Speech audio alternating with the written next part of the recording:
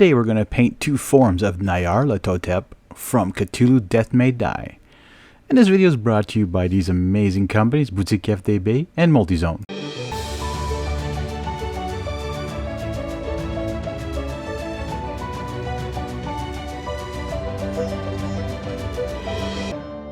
Hey folks, welcome back to the channel. Hope you're having a good painting day, because today we're going to be painting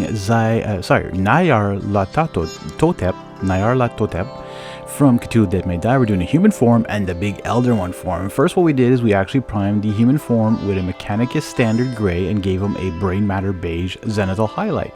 Yeah, it's not your typical colors, is it? But the dark gray and that brainmatter beige work perfectly with the speed paints we are going to use, which includes warrior skin for his what do you call these guys? Not druid. The dudes that look like goats. Oh my god. Complete blank here, folks. And I know you guys are going to put it in the comments and tell me exactly the name of it. You know, you see him in Percy Jackson. You see him in everything. Anyways, this guy's got those legs. And we're doing warrior skin on the fur parts of him. The next color we're going to be using is actually satchel brown here on the hooves. Yes, some people put lighter hooves. I put darker hooves. Don't ask me why. I just decided to do that. It kind of contrasts away from the rest of the dull color. Now this guy is very dull in the artwork. Some people I saw online went completely opposite of that, made him very bright and made him show different things, but I decided to follow pretty close the artwork, so I'm using runic gray on his skin. And of course, you know, runic gray is a 1.0. It's an old speed paint, still using those. They're still in the bottle, still working great. I don't even know if I have a 2.0 version of this one. It might be, but I'm going to keep using it until I have none left. Putting this on the skin, and as I'm putting it on, it dries a little bit quicker, so I'm able to come back over, give it a little bit darker parts underneath here to make it really sure it's there. I find it does a really good job on his skin. It looks like the artwork. By the way, I took a lot of inspiration from today's video from Three Hane Miniatures. If you haven't checked out his channel, go over there. The link will pop up right now on the screen, and you can go take a look at his channel. He actually painted most of the Fear of the Unknown stuff, so if you want to get in advance, sure, but if you want to see it even my simple methods here of speed painting a lot of times, stick around. There's going to be more of Cthulhu Death May Die in the near future. Anyways, I want to thank you guys so much for watching here, and hit that like button and comment down below what you think of my miniatures. Okay guys, I like hearing from you. I love responding to you. Even if it's negative comments, I don't care. I will respond. I mean, I would take any criticism. As you can see now, I'm using Occultist Cloak with some speed paint medium, because I really wanted this to be thinned down, and I really wanted the cloak to pop and to get the highlights really like it's supposed to do with speed paint. I didn't want it to be all dark and all that, so I really wanted it to shine and come out on the table when he's there. You know, you see him, he looks threatening, but then when he pops into his Elder One form, that's going to be another story. Yeah, this is going to be a longer video, folks, because we're painting two miniatures. Now, I saw online some people did this ring that he has with some orangey glowing color, so I did the Burning Ore and the Glowing Inferno pretty close to each other. I kind of blended them all in together. And then that finishes off the human form of Nyarlathotep. And there you go. Alright, here we go. We're going to move on to the Elder version here. We're actually doing the same kind of primer. We're going to be doing this through the airbrush. Well, actually, no, it was cans of the Mechanicus Standard Gray and the Brainmatter Beige. But then we're going to be doing some step-by-step here. I'm going to give you some breakdowns. First, we're going to do the base coat with the airbrush. And we're starting off with some Chimera Red on all. So this is what I thought were like guts or like tentacles or like really gross stuff. So I really want to make them look like almost like intestines. So I went with this Chimera Red first. And, you know, normally, like I said, all the Death May Die figures are usually like very dark, and usually people use a black base coat. Well, I went with the Mechanicus Standard Gray because I wasn't sure if I was going to do speed paints or airbrush, and I decided to go with airbrush just to make it a little bit faster on me. And I'm actually going to use a speed paint in the airbrush after for another coat, but you can see that first you can be like, oh my god, that's way too bright for an Elder One, but as we go along, it's going to be done. Now, if you don't have an airbrush, you can use a red, I think it's Archangel Red or something like that, and you can brush this on. If you want to use speed paints, you could probably use speed paints, no problem. The next color we're using here is Brood Mother Purple. We'll be doing most of the interior of the wings here, and if I hit other spots, it's not a big deal because another color is going to help blend this all together. I finally got the hang of my airbrush after over a year and a half of using this Ultra 2024 airbrush. I finally got the right settings on my compressor.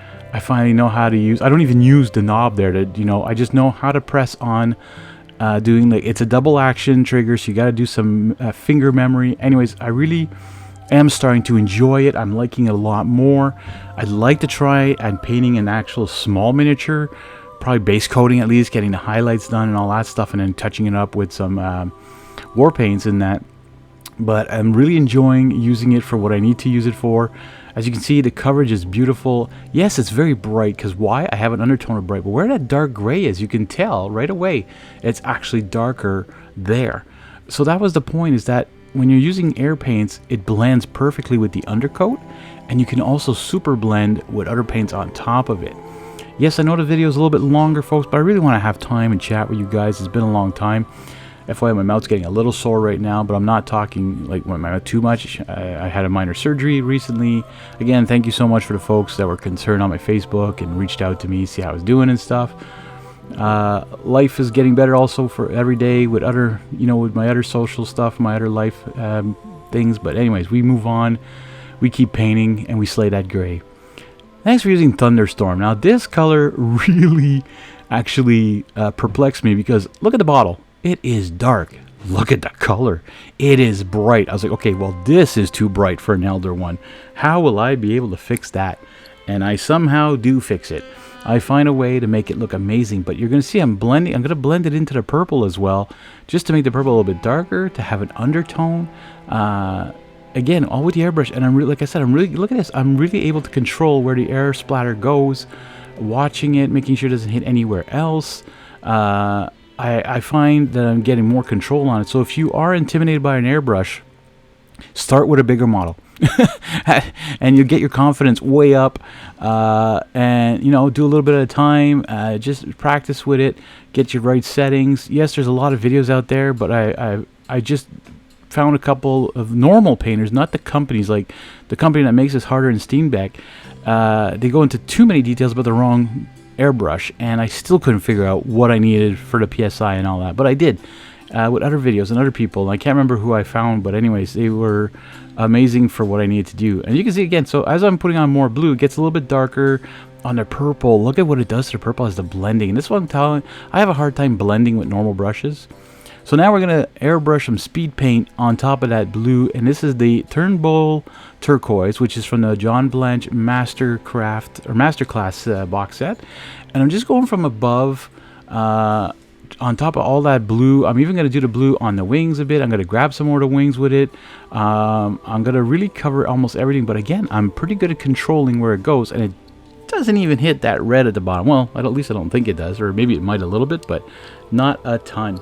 And it just does a great job doing exactly what I want, sort of like keeping the undertone a highlight, instead of the opposite, being the top being here. Like, all right, we're going to fix the white up, because I kind of messed that up a bit. I did touch there a bit. So come with some matte white. You can do this again with a brush, but I sort of wanted the white to hit a little bit around, so when I do work on that flame, it's going to give me the effect I want, a flame, but not too much. Like, I don't want a OSL kind of flame. If it does touch a little bit of the blue or anywhere else around, it's not the end of the world. It's going to look cool anyways. And yeah, so we're having fun again with the airbrush. If you're just tuning in, or you're new to the channel, don't forget to hit that subscribe button. All right, we're gonna start the fire. Yeah, we didn't start the fire. No, don't demonetize me, please. All right, Imp Yellow is gonna be our base tone for the fire. Yes, again, you can brush this on if you want.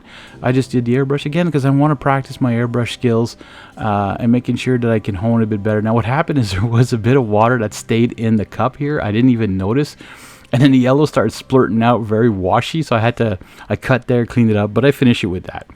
Next step is we're going to dry brush the wings and the body with this Cultist Purple.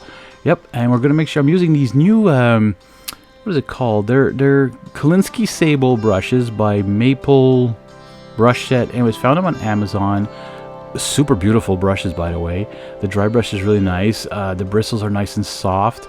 Again, you don't hit it hard. You just want to get the edges, and you're giving it a nice coating of purple. And I hit the blue, I hit the Occultist Cloak. I'm giving everything like to bring it all together and a uniform coloration of this Elder One.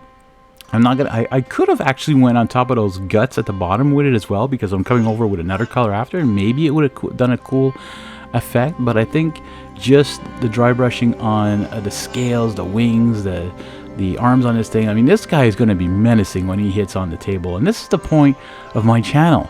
It's not to show you guys to be amazing painters. It's to get a board game on the table. Your friends come over and like, let me show you this Elder One. They'll be like, oh my god, I don't want to fight this guy, and bring out a gray one. Yeah, we can deal with him. Next color is Elder Flower, a Warpaints Fanatic color here, folks. We're doing the dry brush again with the medium one on all those guts down there. So yeah, if you notice that the airbrush one was a little bit more glossy for some reason, now it's going to dull it down a bit, but don't worry, we're going to make it look pretty gross in a bit. Moving on, let's continue that flame and a little bit of gloss, like I said. So the flame, now we're going to come in with some speed paint, the Fire Giant Orange. We're going to put this all over, but trying not to get in too much into the recess. It's kind of like a dry brushing of speed paint. Isn't that weird that you can actually do that? Yeah, if you turn your brush sideways, you're pretty much just going to hit the raised edges and not get it into the recesses, which is the opposite of what you want from speed paint. But I found it did a great job keeping the yellow where it's the hottest point in the middle, showing all that flame. And at the top, you can go a little bit more on the thickness of the speed paint, getting that orange in there, and really working into the details and making this fire pop. Yeah, you could almost stop right here and have a beautiful flame. But I let it dry, and I'm going to work on the next part while it dries, and then come back and show you guys how to make the flame even more cool. Now we're using some gloss varnish on the, I think this is an eyeball of some sort at the front. So I'm making that shiny. And it's just to make it look cooler. It's going to pop on the table. It's going to have a glimmer to it. But we're also going to put it on those guts underneath. That's right. We're going to, I'm pretty sure they are guts. To me, they're guts. To me, it's gross. They're slimy looking. Yeah, you could use some dirty down snot. You could use some oohoo glue and all sorts of stuff to make this really gross looking. But I found that just the gloss varnish, and by the way, this new gloss varnish from the Warpaints Fanatic is way better than their old one. I found the old one was too cloudy kind of thing, and it didn't give as much of a shine as this one does. It really does a good job bringing out that texture of glossiness and shine to a miniature. Alright folks, we're getting to the end soon. I hope you're enjoying. Don't forget to hit that like button, subscribe, comment down below. Alright, I mixed in a 50-50 of Slaughter Red and Grim Black of speed paint. And again, I'm just hitting the edges with the brush sideways and a little bit more at the top near the end of the flame. But this is giving a real cool look to it to make it look burnt. The flame is like, you know, smoking off at the tops, doing a good job. And then what I do is I don't even rinse my brush, and I dip it back into just the Grim Black and do the same thing again. I come back and touch just the tips, just the edges, get a little bit more burnt look to it. And I also do the inside part of the eyeballs. And there's the gloss varnish inside, and it actually comes through in the Grim Black. It actually goes on top of the shine, but still makes the Grim Black shine, so it really makes that eyeball pop. If it's an eyeball, I don't even know, there's 3 balls here, it looks weird, but whatever that is. By the way, lore for me is not my big thing. I don't like reading tons of stuff on stuff. I just find the miniatures really cool. And guess what? We're done painting this. Paint the rim black, paint the base black, and we're done. I want to thank you guys so much for watching, and don't forget to slay the gray one miniature at a time.